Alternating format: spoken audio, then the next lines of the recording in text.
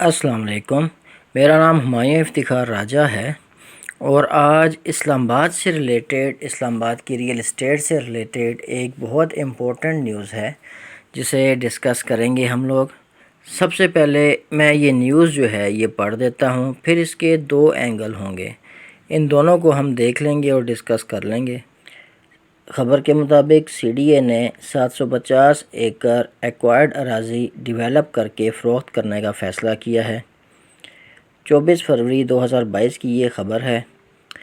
تفصیلات کے مطابق اسلام آباد کے ماسٹر پلان پر نظر ثانی کے لیے قائم کمیشن نے فیصلہ کیا ہے کہ گندھارا ٹرائی اینگل پر واقع سی ڈی اے کی 750 ایکڑ ایکوائرڈ اراضی کو ڈیولپ کر کے فروخت کیا جائے گا اور اس سے حاصل ہونے والی رقم سے زون 3 کی نان ایکوائرڈ اراضی کو مارکیٹ پرائس پر ایکوائر کیا جائے گا۔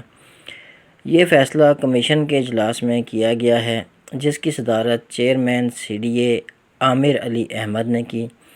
750 ایکڑ اراضی میں سے کچھ زون 1 میں اور کچھ زون 3 میں ہے۔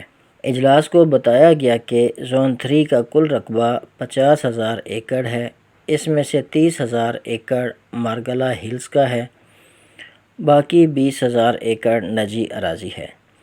یہ نجی اراضی شاہ اللہ دتہ، بارہ کہو، بنی گالہ اور کوٹ ہتھیال وغیرہ پر پھیلی ہوئی ہے۔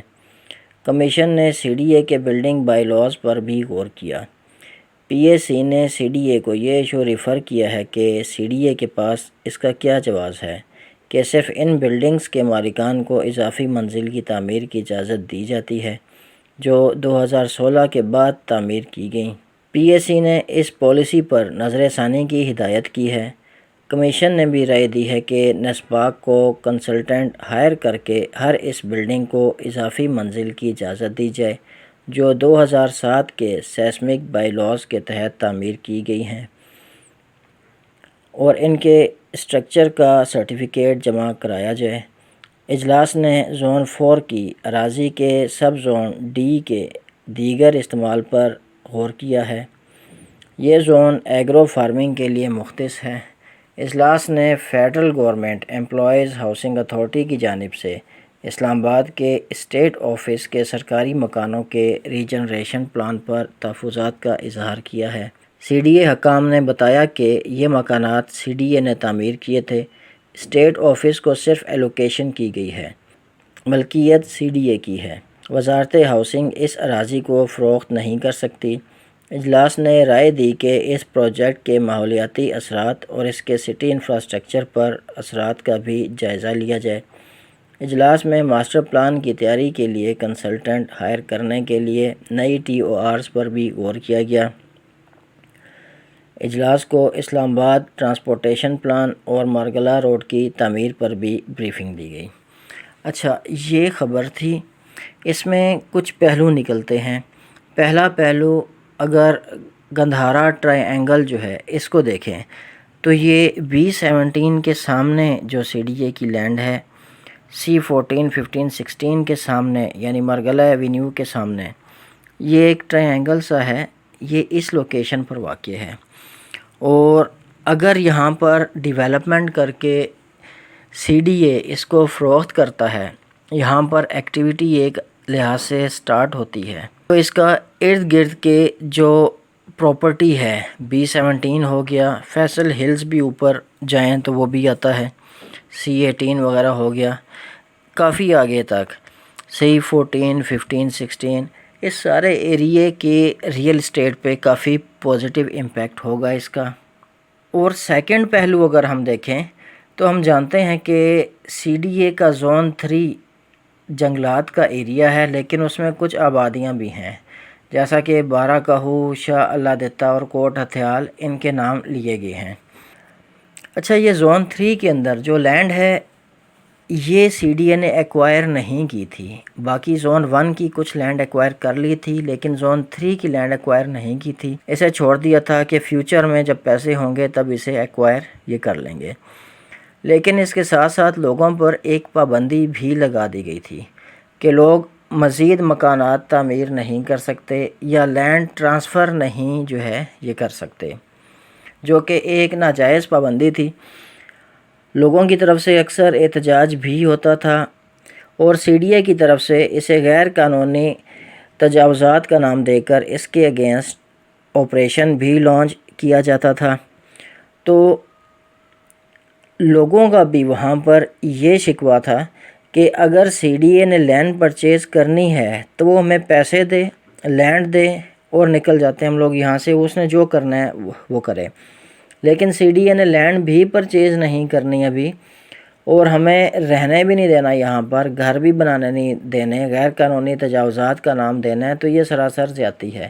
ویسے بھی یہاں کی جو مقامی آبادی ہے یہ ان کے آباء و اجداد سے کئی نسلوں سے زمین چلتی ہوئی آ رہی ہے۔ CDA اگر اس طرح کرتی ہے، زون 3 اور زون 1 میں جو ان کا 750 ایکڑ ایکوائرڈ اراضی ہے جو ان کی، اگر اسے ڈیولپ کر کے فروخت کر کے اچھے پیسوں میں، پھر یہ زون 3 کے اندر جو ایریا ہے کچھ جو پرچیز کرنا ہے، بارہ کہو والی سائڈ پر بھی یہی پرابلم ہے اور کوٹ ہتھیال والی سائڈ پر جائیں وہاں بھی یہی پرابلم ہے۔ تو اگر اس پروجیکٹ سے پیسے لے کے ان کی اراضی اگر خرید لیتی ہے، پیسے ان سب کو اچھے دیتی ہے، مارکیٹ پرائس کے اوپر دیتی ہے، تو اوویسلی یہ بہت دیرینہ مسئلہ ایک ریزولو ہو سکتا ہے۔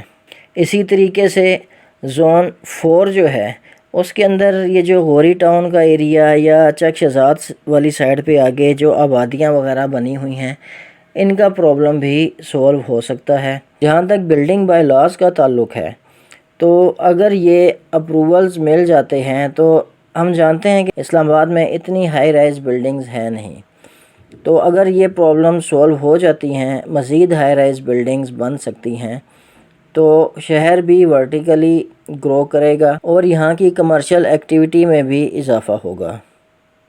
اس کے ساتھ ساتھ اسلام آباد کے سیکٹر I-12 سے ریلیٹڈ ایک دوسری پریس ریلیز بھی ہے، اس کی بھی پہلے میں خبر پڑھ دیتا ہوں۔